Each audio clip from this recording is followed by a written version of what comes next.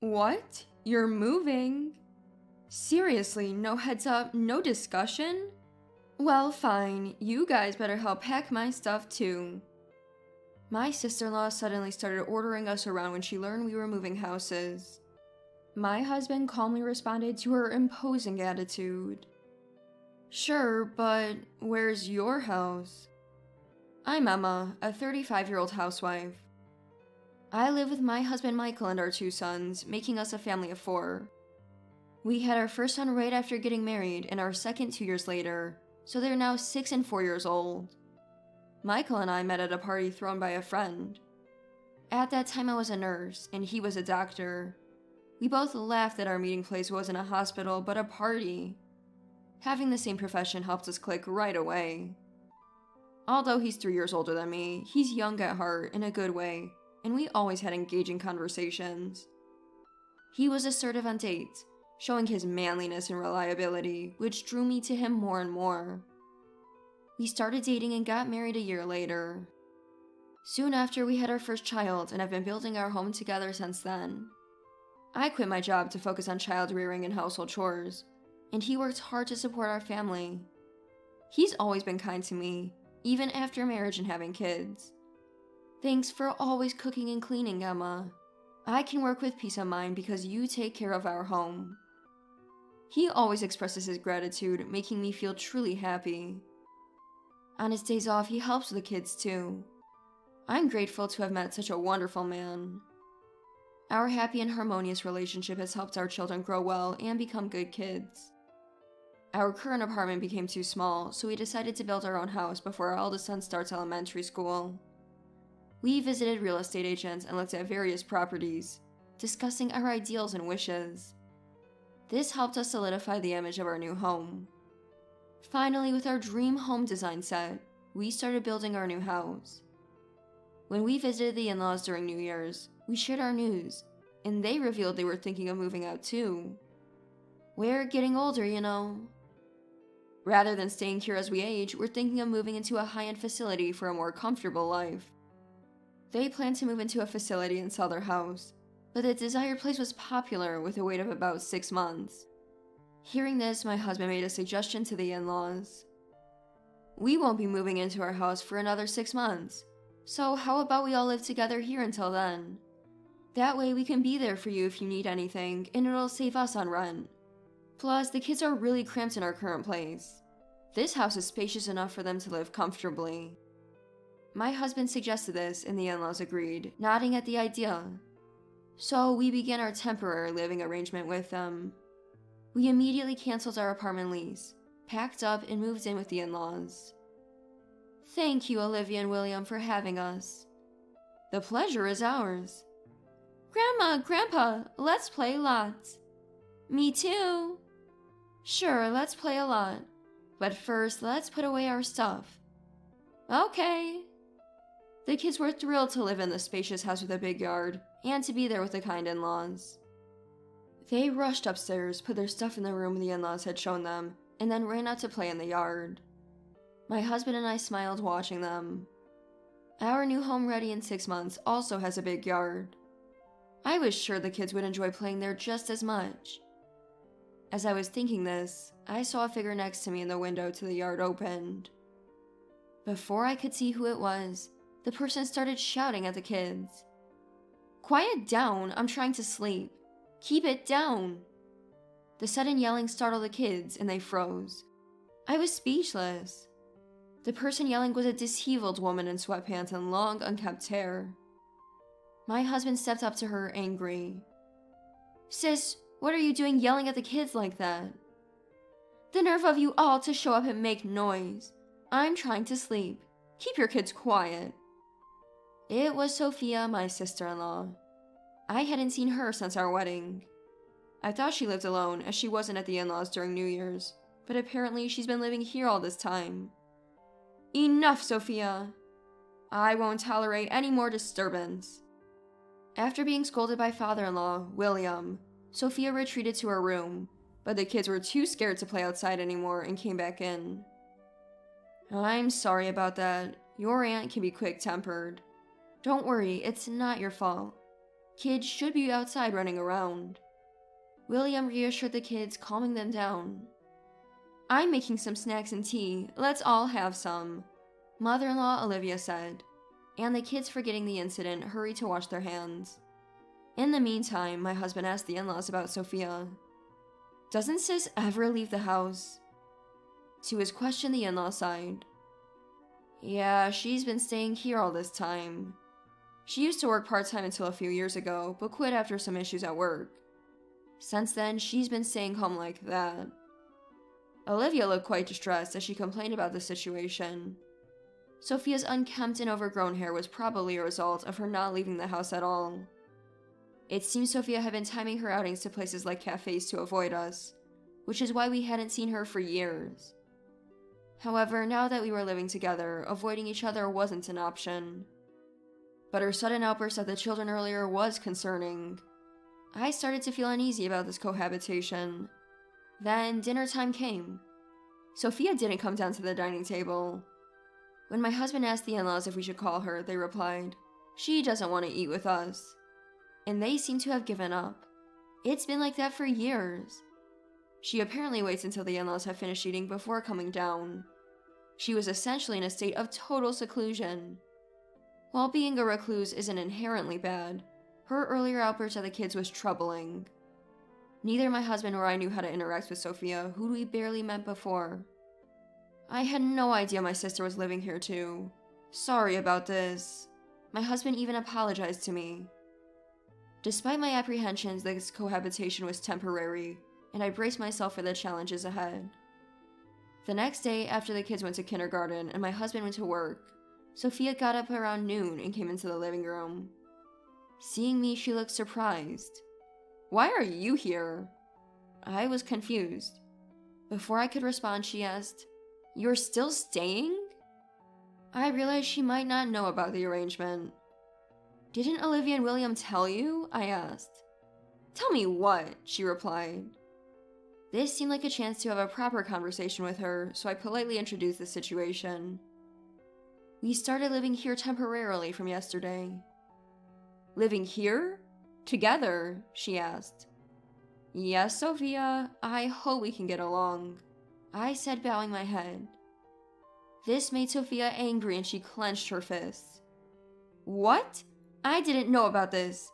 You just showed up and now we're living together? Get out, right now." Her sudden outburst took me by surprise again. Olivia rushed over, alarmed by the loud noises. "What's going on, Sophia? Why are you upset?" Sophia vented. "Mom, what's this about living together? You can't just decide that. I absolutely don't want to live with this woman and her noisy kids." I was angry, but I knew getting emotional would only escalate the situation. I maintained my composure and responded calmly. "I'm sorry, Sophia. We'll do our best not to cause any trouble. Please bear with us," I said, bowing my head again. However, Sophia continued with her hostile attitude. "You think you're acting like an adult now?" she accused. "No, I didn't mean," I started. "You're just looking down on me, aren't you? Thinking you're better because you married a doctor," she provoked. "Stop it, Sophia. Don't say such horrible things to Emma." "Shut up. You probably wish I was never born and only Michael was your child," Sophia retorted. "That's not true. Why do you belittle yourself like this?" "I can tell when you're lying to me. Don't underestimate me," Sophia exclaimed, pouring hot water into instant noodles before retreating to her room upstairs. "I'm so sorry, Emma. Ever since she failed her university entrance exam, she's been like this. She was always a sensitive child. I knew she didn't get along well with her classmates. She often had these kind of paranoid thoughts." "Is that so?" I replied. "She even quit the private university she got into as a backup, saying it wasn't the right fit. We've encouraged her to at least work part-time, but she quits almost immediately. She hops from job to job for a while, and even the one part-time job she stuck with for a bit, she suddenly quit one day and has been like this ever since. William and I are getting older and don't have the energy or strength to argue anymore. We're really at a loss." Hearing Olivia's story, I was overwhelmed. Were they that troubled by how to handle Sophia? My husband had mentioned that Sophia was delicate and difficult to deal with, but he didn't know she was still living here, so he probably hadn't heard this from the in-laws. Maybe the kind-hearted in-laws didn't want to burden him with these details. Realizing the seriousness of the issue, I suggested we should all sit down and discuss it together, including my husband. Olivia agreed, and that night my husband and I, along with the in-laws, discussed Sophia's situation. My husband was surprised by how serious it was. "We need to do something urgently," he said. First, we needed to understand why Sophia was not working.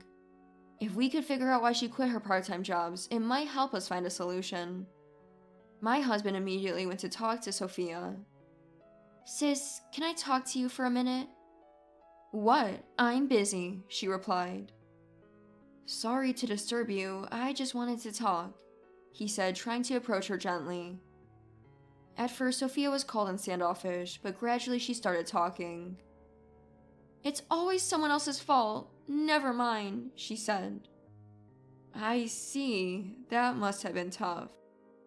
My husband listened patiently, and when he came out of her room, he looked exhausted. I asked her about the job she quit. It's just complaints about others, and she doesn't think she's at fault. But listening to her, it seems like most of the problems were actually caused by her, he shared with me. "That's tough," I said, realizing how complex the situation was. However, it was good that she was at least starting to open up to my husband. Despite his busy schedule, my husband continued to communicate with Sophia, even in the evenings and on his days off.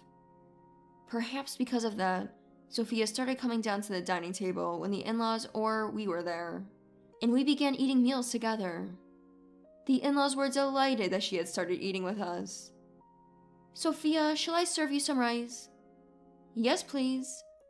"Today we have chicken. It's tasty. I'll give you one of Dad's pieces." "Thank you." Watching the in-laws interact happily with Sophia made me smile. The boys, seeing that Sophia wasn't as intimidating as before, ate their meal without much wariness. "Good job, Michael," I said, appreciating my husband's efforts. He sighed. "Oh, well, this is just the first step." He said that. There was still a lot to do for Sophia's independence, especially since we and the in-laws would not be living with her in a few months. Sophia started coming down to the living room during the day, and slowly began interacting with the children. I thought this was a positive sign and asked Sophia if she wanted to help with dinner preparation. "You're really bad at cooking, Emma. And you're not even pretty. How did you manage to seduce Michael? Did you use your body? You seem like the type who's bad with men. You know, the kind of unattractive woman who somehow keeps getting guys? That's you." It seemed she couldn't feel satisfied unless she was looking down on others. I was angry, but I endured it, thinking it was only for a little while longer. However, Sophia's harassment escalated. One day, Olivia was in the hospital, and William was out with friends, leaving me alone with Sophia. At lunchtime, "I'm hungry, Emma. Make me something," Sophia said. Reluctantly, I made pasta for both of us. But then, "Oh, wow, this looks awful," she said, and did something shocking. "I can't eat this." Incredibly, she said this and threw the pasta I had made right into the trash can. Even I couldn't hold back at that. "What are you doing? Throwing away food is unacceptable," I protested. Sophia just smirked back. "If it's inedible, it's no different from garbage, right? If I can't eat it, I have to throw it away." She then took out instant pasta from the cupboard. It seemed she had planned to throw away my cooking from the start. I couldn't forgive Sophia anymore. I had been patient, hoping she would become independent, but she was beyond help.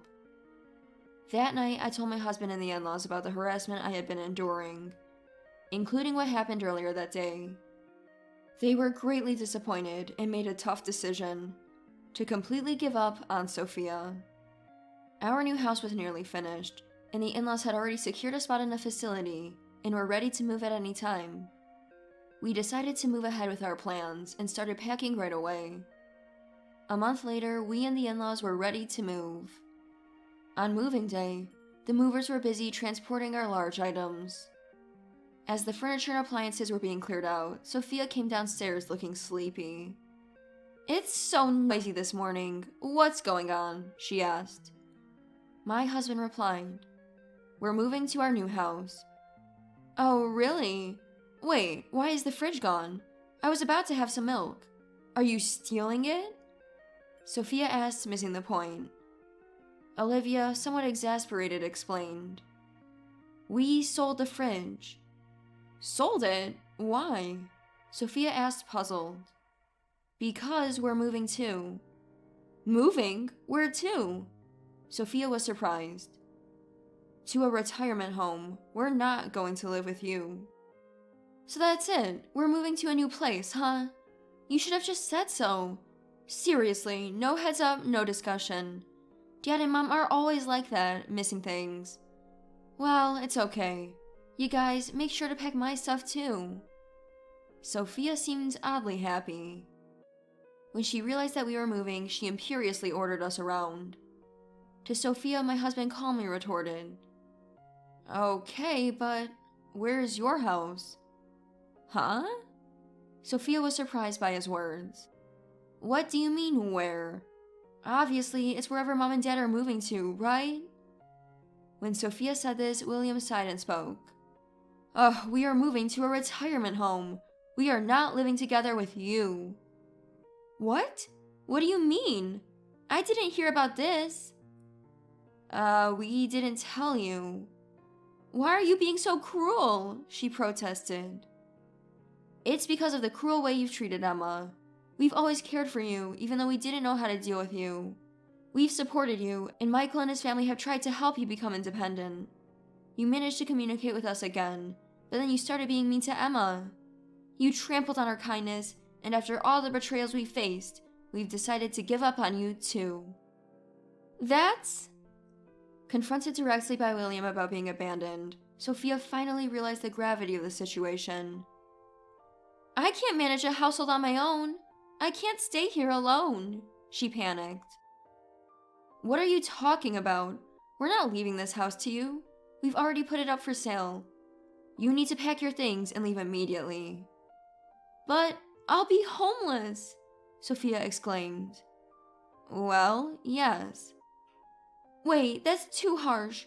You have a responsibility to take care of your child," she protested. "Enough.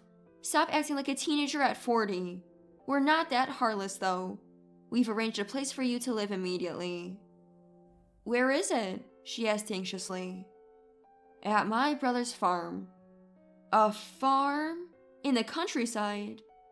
Sophia was taken aback. "Yes, that's right. My brother is already informed. You can move there anytime, but working in the fields daily is a condition." "I can't do that. It's impossible," Sophia resisted.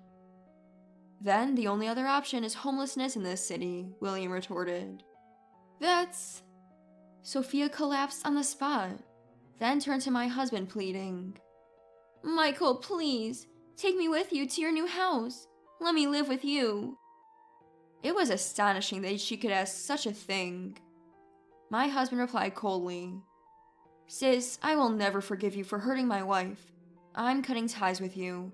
Don't ever show your face to us again." We left Sophia behind and drove to our new home. Later, we heard that Sophia decided to go to William's brother's farm. However, the remote countryside location meant limited entertainment options and a weak internet connection. With nothing to do but work, her days were reportedly a living hell. My husband and I felt it was well deserved when we heard about her hard work from William's brother.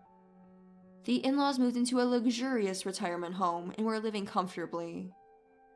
Our new home was wonderful, and we were enjoying every day. Our children were delighted, running around in the yard daily. We looked forward to continuing our happy family life together.